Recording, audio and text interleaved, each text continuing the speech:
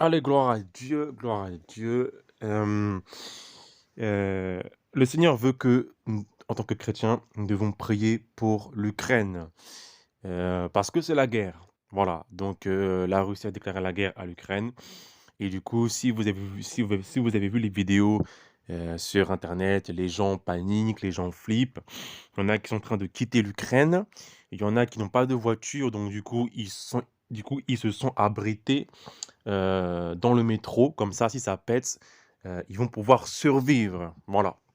Donc là, on est vraiment dans l'esprit des Russes, Ukraine. Il faut savoir que c'est la Russie qui va gagner qui va gagner la guerre avec la Chine. Et c'est la Russie qui va faire ça.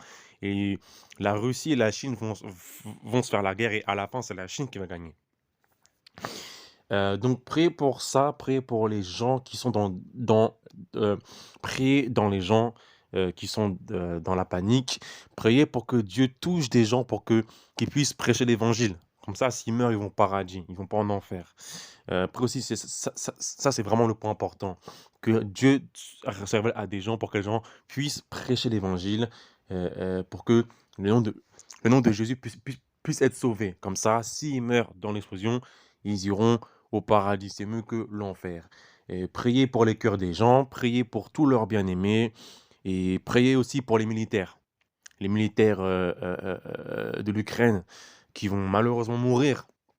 Que si Dieu peut leur apparaître en vision, ça serait bien parce que Dieu a donné la victoire à la Russie. Je répète, Dieu a donné la victoire à la Russie. Ce qui veut dire que la Russie va à la fois balayer la France et quelques autres pays, mais surtout balayer l'Amérique. Dieu va humilier la France ainsi que, que, que l'Amérique pour tous les péchés. Et du coup, ça va être à travers la Russie et la Chine. Russie et la Chine contre l'Amérique.